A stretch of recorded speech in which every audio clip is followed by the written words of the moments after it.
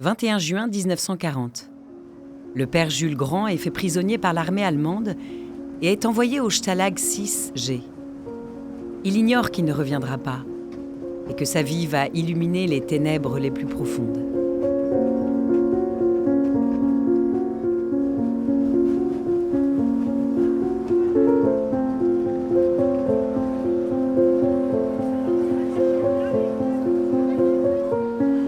Issu d'une famille paysanne de Haute-Loire, humble et très unie, Jules Grand naît le 4 novembre 1905 à Saint-Julien-Chapteuil.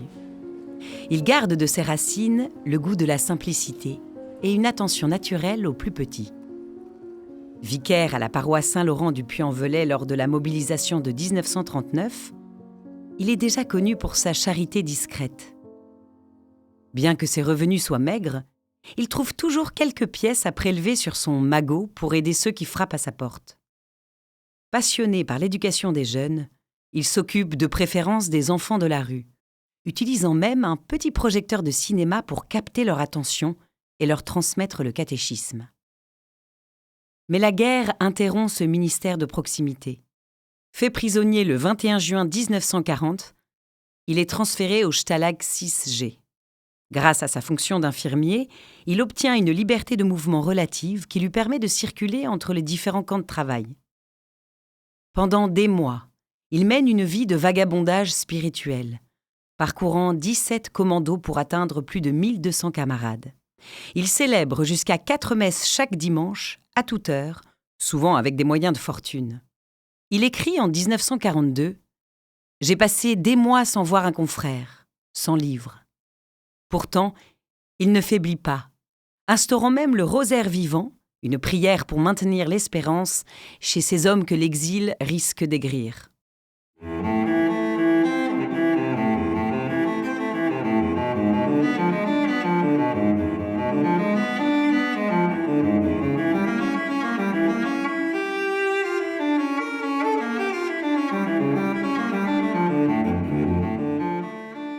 Parlant l'allemand depuis son service militaire effectué à Coblence, Jules Grand est respecté, même par le clergé local.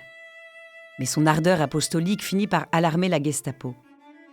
Le 12 juillet 1944, peu après avoir donné une conférence sur Notre-Dame de Fatima et assisté à la consécration à la Vierge d'un commando, un groupe de travail forcé, il est arrêté. Au mépris de la Convention de Genève protégeant les soldats, ce prêtre infirmier est jeté en cellule à Brauweiler. Les interrogatoires sont d'une violence inouïe. Les nazis l'accusent d'organiser la résistance française sous couvert de religion sur ordre du pape. Entre 2 séances de torture au goumi, cette matraque qui laisse les corps brisés, Jules et ses compagnons prient les bras en croix. Un garagiste d'Amiens, le visage tuméfié par les coups, résume l'esprit qui règne alors. Ils auront le corps, mais ils n'auront pas l'âme. C'est quand même chic d'être choisi comme témoin. Témoin, c'est-à-dire la traduction grecque de martyr. Le 17 septembre 1944, Jules est déporté à Buchenwald, puis envoyé au sinistre commando de Langenstein en novembre.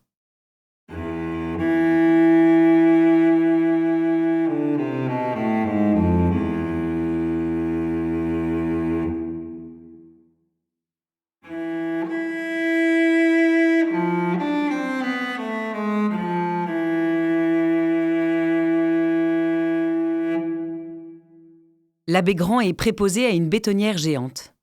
12 heures durant, 2 jours comme de nuit, il doit jeter sable, gravier et ciment dans la machine hurlante. Pourtant, ce travail de forçat devient son hôtel. Lorsqu'il prend sa relève, il glisse à son confrère l'abbé Brun « Je viens dire ma messe ».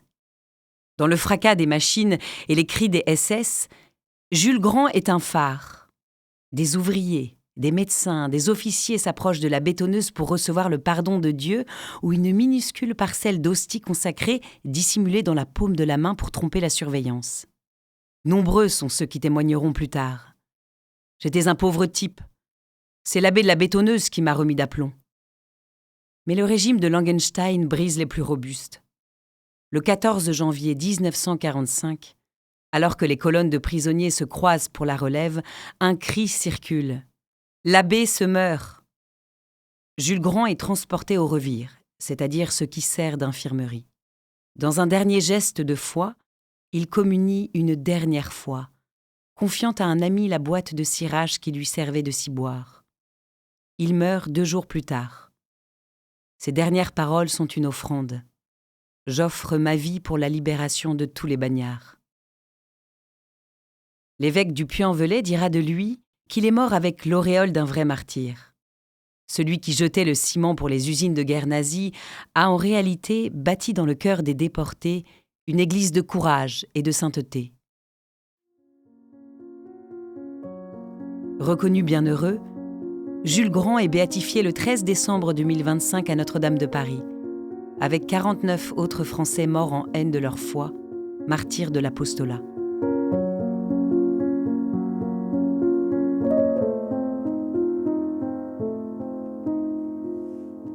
Une production du diocèse de Paris.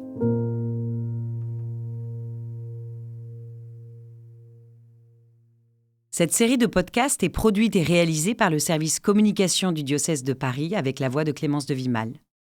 Cet épisode a été écrit par Grégoire de La Touche à partir des ouvrages d'Armand Duval, Missionnaire et martyr, 51 témoins du Christ face au nazisme, aux éditions Salvator, et de Monseigneur Charles Molette, martyr de la résistance spirituelle, aux éditions François-Xavier de Guibert. L'enregistrement, le montage et le mixage ont été réalisés par Cyprien Truchot et Damien Morand.